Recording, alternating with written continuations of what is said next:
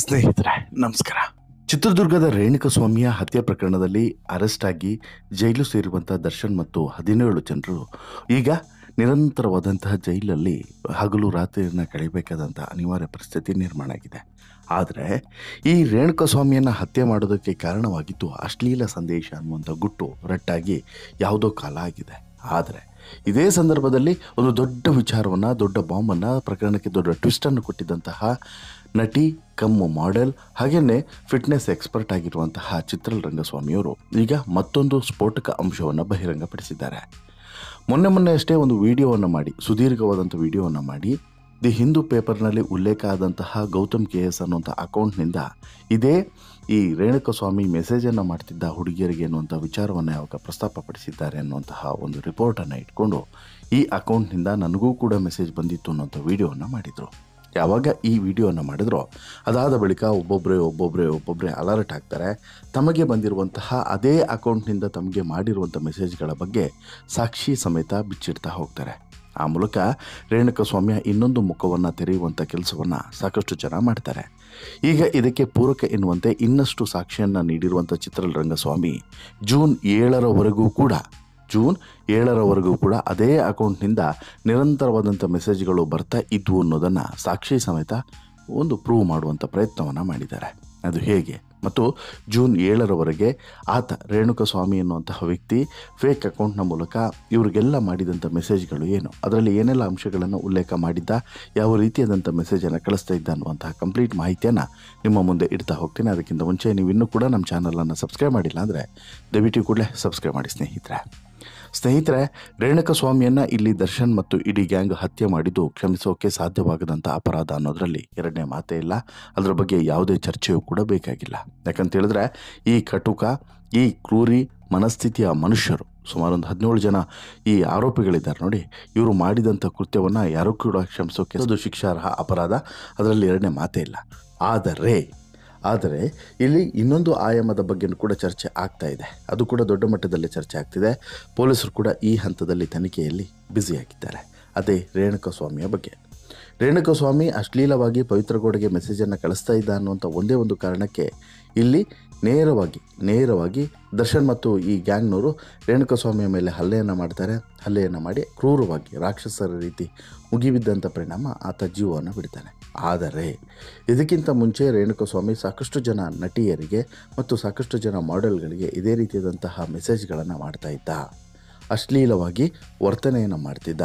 ಅವರಿಗೆ ಈ ಮೆಸೇಜ್ ಮಾಡುವಂಥ ಸಂದರ್ಭದಲ್ಲಿ ತನ್ನ ಖಾಸಗಿ ಅಂಗದ ಅಥವಾ ಮರ್ಮಾಂಗಗಳ ಫೋಟೋವನ್ನು ಕಳಿಸ್ತಾ ಇದ್ದ.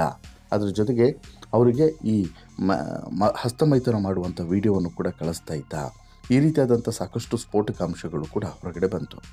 ಇದಕ್ಕೆ ಸಾಕಷ್ಟು ಜನ ಈ ಹಿಂದೆನೂ ಕೂಡ ಸ್ಟೋರಿ ಹಾಕಿದಾಗ ಸಾಕಷ್ಟು ಜನ ಪ್ರಶ್ನೆಯನ್ನು ಕೇಳಿದ್ರಿ, ಆತನೇ ಅದು ಅಂತ ಹೇಳಿಬಿಟ್ಟು ಯಾವ ಸಾಕ್ಷಿಯಿಂದ ನೀವು ಹೇಳ್ತಾ ಇದ್ದೀರಾ, ಯಾವುದು ಗ್ಯಾರಂಟಿ ಆತನೇ ಅಂತೇಳಿ, ಬೇರೆ ಯಾರೋ ಮಾಡಿರ್ಬೋದಲ್ಲ ಅನ್ನೋದು ಪ್ರಶ್ನೆ ಆಗಿತ್ತು. ಸಹಜ, ಅದು ಅಂಥದ್ದೊಂದು ಪ್ರಶ್ನೆ ಬರೋದು ಸ್ವಾಭಾವಿಕ.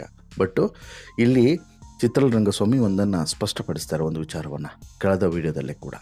ಏನಂತಾರೆ, ಅವರೇ ಒಂದು ವಿಡಿಯೋವನ್ನು ಮಾಡಿ ಸುದೀರ್ಘವಾಗಿ ಆ ವಿಚಾರದ ಬಗ್ಗೆ ಮಾತನಾಡಿ ಆರಂಭದಲ್ಲೇ ದಿ ಹಿಂದೂ ಪೇಪರ್ನ ಒಂದು ಕಟ್ಟಿಂಗನ್ನು ಶೋ ಮಾಡ್ತಾರೆ. ಅದರಲ್ಲಿ ಮಾರ್ಕ್ ಕೂಡ ಮಾಡ್ತಾರೆ. ಏನು ಅಂಥೇಳಿ, ಅಲ್ಲಿ ಗೌತಮ್ KS ಅನ್ನುವಂಥ ಅಕೌಂಟ್ನಿಂದ ಈತ ಮೆಸೇಜ್ ಮಾಡ್ತಿದ್ದ ಅನ್ನೋದನ್ನು ಪೊಲೀಸರು ತನಿಖೆಯಲ್ಲಿ ಪ್ರಾಥಮಿಕವಾಗಿಯೇ ಪತ್ತೆ ಹಚ್ಚಿದ್ದಾರೆ ಅನ್ನೋದನ್ನು.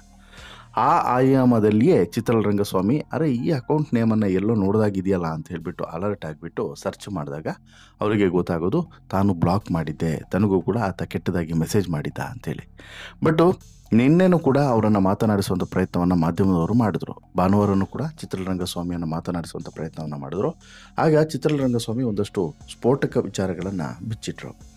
ಒಂದು ವಿಚಾರ ಏನು ಅಂತ ಹೇಳಿದ್ರೆ, ಚಿತ್ರರಂಗಸ್ವಾಮಿಯ ಬಳಿ ಏನು ಈತ ಮೆಸೇಜ್ ಮಾಡಿದ್ದ ಅಂತ ಹೇಳಿ ತೋರಿಸಿ ಅಂತೇಳಿ ಕೇಳಿದ್ರೆ ಅವ್ರ ಹತ್ರ ಆ ಮೆಸೇಜ್ ಇರಲಿಲ್ಲ. ಬಟ್ ಬ್ಲಾಕ್ ಲಿಸ್ಟ್ನಲ್ಲಿ ಆತ ಇದ್ದ. ಹಾಗಾಗಿ ಅವ್ರೇನು ಮಾಡಿದ್ದಾರೆ, ಆತನನ್ನು ಬ್ಲಾಕ್ ಲಿಸ್ಟಿಗೆ ಮಾಡಿದ್ದಾರೆ. ಬಟ್ ಏನು ಮೆಸೇಜ್ ಮಾಡಿದ್ದ ಅನ್ನೋದನ್ನು ಇವರು ಮರ್ತಿದ್ದಾರೆ. ಒಂದು ಭಾಗ. ಎರಡನೇ ಭಾಗವಾಗಿ ಇಲ್ಲಿ ಇತರರಿಗೂ ಕೂಡ ಆತ ಮೆಸೇಜ್ ಮಾಡಿದ್ದ ಅನ್ನೋದನ್ನು ಚಿತ್ರರಂಗಸ್ವಾಮಿ ಇಲ್ಲಿ ಸ್ಪಷ್ಟವಾಗಿ ಹೇಳ್ತಾರೆ. ಹೌದು, ಮೊನ್ನೆ ಅಷ್ಟೇ ಇದೇ ವಿಚಾರದ ಬಗ್ಗೆ ಈಕೆ ಮಾತನಾಡಿದ್ರು ಕೂಡ. ತಮಗೂ ಆ ಅಕೌಂಟ್ನಿಂದ ಕೆಟ್ಟ ಮೆಸೇಜ್ ಬಂದಿತ್ತು ಅಂಥೇಳಿ ಆರೋಪವನ್ನು ಮಾಡಿದರು. ಒಂದು ಸುದೀರ್ಘ ಬಗ್ಗೆ ನಾನು ಶೇರ್ ಮಾಡಿಕೊಂಡ ಮೇಲೆ ಸಾಕಷ್ಟು ಜನರು ಇದೀಗ ಚಿತ್ರರಂಗಸ್ವಾಮಿ ಆದರೆ ಪೊಲೀಸರ ಮೇಲೆ ಕೂಡ ಆರೋಪ ಇರೋದಿಲ್ಲ ಈ ವಿಚಾರದ ಬಗ್ಗೆ ಮಾತನಾಡೋದಕ್ಕೆ. ಬಟ್ ನಾನು ಮಾಡಿದ್ದೇನೆ. ಅಷ್ಟು ಮಾತ್ರವಲ್ಲದೆ ನಾನು ಕೂಡ ಪೊಲೀಸ್ ಅಧಿಕಾರಿಗಳಿಗೆ ದೂರನ್ನು ನೀಡಿದ್ದೇನೆ. ಮಾರ್ಚ್ 13ನೇ ತಾರೀಕು ಬಸವೇಶ್ವರ ನಗರ ಪೊಲೀಸ್ ಠಾಣೆಯಲ್ಲಿ FIR ದಾಖಲು ಮಾಡಿದ್ದೇನೆ. ಆದರೆ ಈ ಬಗ್ಗೆ ಏನೂ ಕೂಡ ಆ್ಯಕ್ಷನನ್ನು ತೆಗೆದುಕೊಂಡಿಲ್ಲ. ಈ ಹಿಂದೆ 25ಕ್ಕೂ ಹೆಚ್ಚು ಜನರು ಕೊರೋನಾ ಸಮಯದಲ್ಲಿ ಇಂತಹ ಟ್ರೋಲ್ ಪೇಜ್ಗಳ ಬಗ್ಗೆ ದೂರನ್ನು ಕೊಟ್ಟಿದ್ವಿ. ಅದ್ರ ಮೇಲೂ ಕೂಡ ಆ್ಯಕ್ಷನನ್ನು ತೆಗೆದುಕೊಂಡಿಲ್ಲ. ಈ ರೀತಿಯಾದಂಥ ನಿರ್ಲಕ್ಷ್ಯವೇ ಇದಕ್ಕೆಲ್ಲ ಕಾರಣ ಅನ್ನುವಂಥ ಅಸಮಾಧಾನವನ್ನು ಹೊರಗಡೆ ಹಾಕ್ತಾರೆ.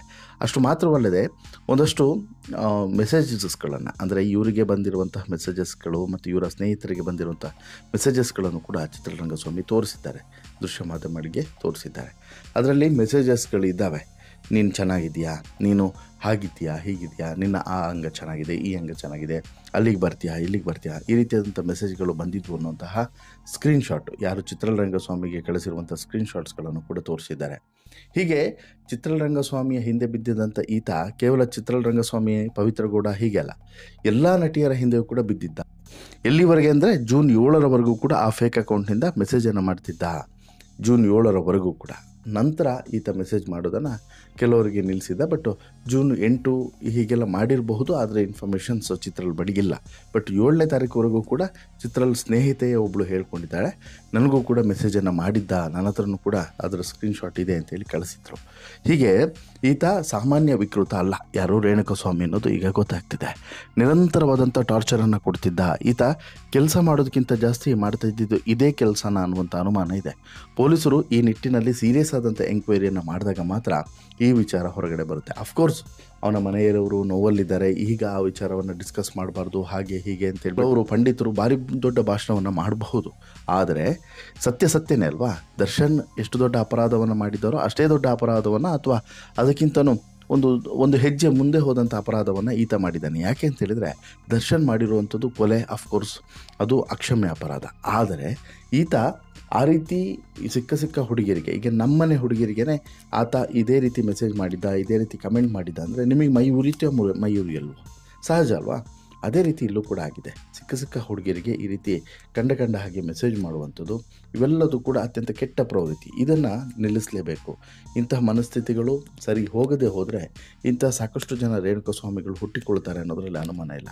ಒಂದೊಂದು ರೀತಿಯಲ್ಲಿ ಅಥವಾ ಸಹಜವಾದಂಥ ವಿಕೃತನ ರೀತಿಯಲ್ಲಿ ವರ್ತನೆ ಮಾಡ್ತಿದ್ದ ಅನ್ನೋದು ಸ್ಪಷ್ಟವಾಗಿ ಗೊತ್ತಾಗ್ತಿದೆ ಆತನ ಬಿಹೇವಿಯರ್ನಲ್ಲಿ, ಆತ ಮಾಡ್ತಿದ್ದಂಥ ಮೆಸೇಜ್ನಲ್ಲಿ, ಆತ ಮಾಡ್ತಿದ್ದಂತಹ ಟಾರ್ಚರ್ನಲ್ಲಿ ಮತ್ತು ಆತ ಕಳಿಸಿರುವಂಥ ಮೆಸೇಜ್ನಲ್ಲಿ ಆತ ನಾರ್ಮಲ್ ಮನುಷ್ಯ ಅಲ್ಲ ಅನ್ನೋದು ಸ್ಪಷ್ಟವಾಗಿ ಗೊತ್ತಾಗ್ತಿದೆ. ಒಬ್ಬ ಮನಸ್ಥಿತಿ ಸರಿ ಇರುವಂಥ ಮನುಷ್ಯ ಇಷ್ಟು ವಿಕೃತವಾಗಿ ಬಿಹೇವ್ ಮಾಡೋದಕ್ಕೆ ಸಾಧ್ಯವಿಲ್ಲ. ಆದರೆ ಈತನಿಗೆ ಬೇರೆ ಏನೋ ಒಂದು ಸಮಸ್ಯೆ ಇತ್ತು ಅನ್ನೋದು ಮಾತ್ರ ಸ್ಪಷ್ಟವಾಗಿ ಇಲ್ಲಿ ಹೊರಗಡೆ ಬರ್ತಿದೆ. ಏನೇ ಇದ್ರೂ ಕೂಡ ನಿರಂತರವಾದಂತಹ ಈ ಮೆಸೇಜ್ಗಳು ಮತ್ತು ಈ ರೀತಿಯಾದಂಥ ಕಮೆಂಟ್ಸ್ಗಳಲ್ಲಿ ಬೇಸತ್ತು ಹೋದಂತಹ ಮಹಿಳೆಯರು ಸಾಕಷ್ಟು ಜನ ಅವರ ಪರ್ಸ್ನಲ್ ಲೈಫನ್ನು ಕೂಡ ಡಿಸ್ಟರ್ಬ್ ಮಾಡಿಟ್ಕೊಂಡಿರ್ತಾರೆ. ಆಮೇಲೆ ಎಷ್ಟೋ ಸಲ ಇಂತಹ ವಿಕೃತರು ಇರ್ತಾರಲ್ಲ, ಇವರೇ ನಮ್ಮ ಸಮಾಜಕ್ಕೆ ಮಾರಕ. ಮೊಬೈಲ್ ಕೈಯಲ್ಲಿದ್ದರೆ ಸಾಕು, ಬಾಯಿಗೆ ಬಂದಂತೆ ಮೆಸೇಜ್ ಮಾಡೋದು, ಬಾಯಿಗೆ ಬಂದಂತೆ ನಾವು ಒಂದು ಹೇಳೋದು, ಇದು ಅತ್ಯಂತ ಡೇಂಜರಸ್. ಇಂತಹ ಪ್ರವೃತ್ತಿಗಳು ಬದಲಾಗಲೇಬೇಕು. ಪೊಲೀಸರು ಇಂಥವ್ರ ವಿರುದ್ಧ ಕಠಿಣ ಕ್ರಮವನ್ನು ತೆಗೆದುಕೊಳ್ಬೇಕು. ರೇಣುಕಾಸ್ವಾಮಿ ಪ್ರಕರಣ ಇನ್ನೊಬ್ಬರಿಗೆ ಪಾಠವಾಗಬೇಕು. ಎರಡು ಆಯಾಮದಲ್ಲೂ ಕೂಡ ಈ ರೀತಿ ಕಾನೂನನ್ನು ಕೈಗೆ ತೆಗೆದುಕೊಳ್ಳೋರಿಗೂ ಮತ್ತು ಈ ರೀತಿ ಅಶ್ಲೀಲವಾಗಿ ಮೆಸೇಜ್ ಮಾಡೋರಿಗೆ ಇಬ್ಬರಿಗೂ ಕೂಡ ಪಾಠ ಆಗಬೇಕು ಅನ್ನೋದು ಜನರ ಅಭಿಪ್ರಾಯ. ನಿಮಗೇನು ಅನಿಸುತ್ತೆ ಸ್ನೇಹಿತರೆ? ದಯವಿಟ್ಟು ಕಮೆಂಟ್ ಮಾಡಿ ತಿಳಿಸಿ. ಜೊತೆಗೆ ಈ ಸ್ಟೋರಿ ಇಷ್ಟ ಆಯಿತು ಅಂತ ಹೇಳಿದ್ರೆ ಲೈಕ್ ಮಾಡಿ, ಶೇರ್ ಮಾಡಿ, ಚಾನಲ್ಗೆ ಸಬ್ಸ್ಕ್ರೈಬ್ ಆಗೋದನ್ನು ಮರಿಬೇಡಿ. ಧನ್ಯವಾದ.